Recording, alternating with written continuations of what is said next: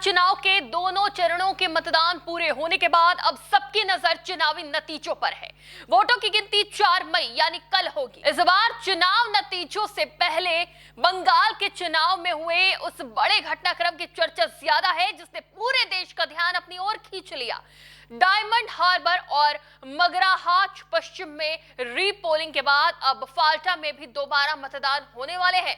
चुनाव आयोग ने घोषणा करी है कि सभी बूथों जिसमें सहायक मतदान केंद्र भी शामिल हैं, वहां पर दोबारा मतदान 21 मई को सुबह 7 बजे से शाम 6 बजे के बीच होगा। जिसके बाद से सवाल उठ रहा है कि आखिर फाल्टा में ऐसा क्या हुआ कि चुनाव आयोग को पूरी विधानसभा सीट पर दोबारा वोटिंग कराने का फैसला लेना पड़ा। तो चलिए जानते हैं। नमस्कार, TV24 नेटवर्क देख रहे हैं आप, मैं हूं आपके साथ शिखा मेहरोत्रा। बंगाल चुनाव हमेशा से संवेदनशील माने जाते रहे हैं। पहले चरण की वोटिंग किसी तरह छुटपुट घटनाओं के बीच पूरी हुई, लेकिन जैसे ही दूसरा चरण आया हालात ने अचानक गंभीर रूप ले लिया। 29 मई को दूसरे चरण की वोटिंग के दौरान कई जगह से हिंसा, झड़प और चुनावी गड़बड़ियों की खबरें सामने आने लगी। शुरुआत में मामला कुछ बूथों तक सीमित लग रहा था। डायमंड हार्बर और मगराहाट पश्चिम की 15 बूथों पर गड़बड़ी की शिकायतें आई और वहां रीपोलिंग यानी दोबारा वोटिंग कराने का फैसला लिया गया। लेकिन इसके बाद जो हुआ उसने सबको चौंका दिया। फाल्टा विधानसभा सीट, जी हां, जहां हालात इतने बिगड़ गए कि चुनाव आयोग को पूरे क्षेत्र की सभी 285 बूथों पर दोबारा वोटिंग कराने का आदेश देना पड़ा। अब सोचिए, किसी एक दो बूथ नहीं बल्कि पूरी विधानसभा सीट पर रीपोलिंग। ये कोई साधारण फैसला नहीं होता। चुनाव आयोग की रिपोर्ट के मुताबिक वहां लोकतांत्रिक प्रक्रिया का गंभीर उल्लंघन हुआ।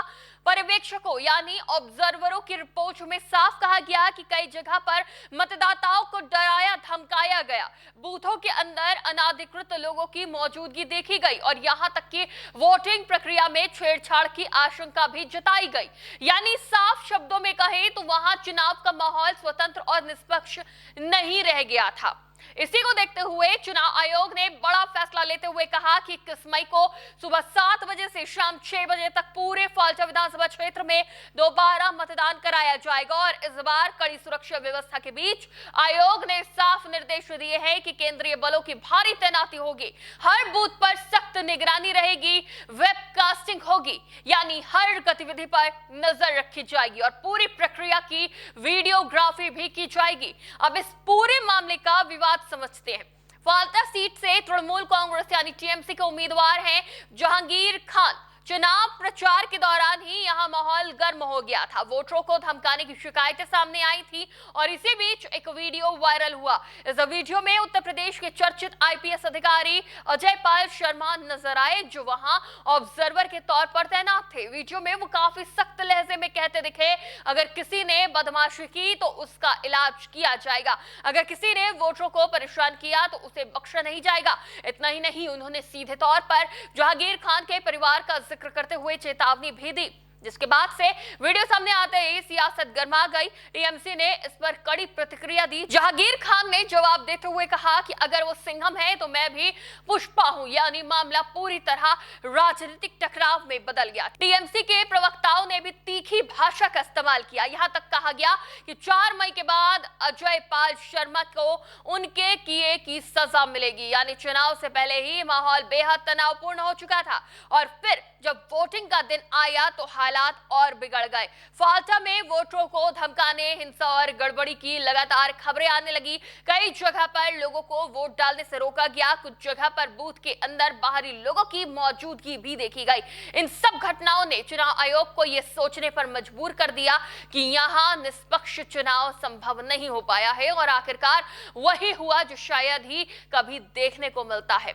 पूरे विधानसभा क्षेत्र में रीपोलिंग का आदेश। अब इस फैसले पर राजनीतिक प्रतिक्रियाएं भी तेज हो गई है।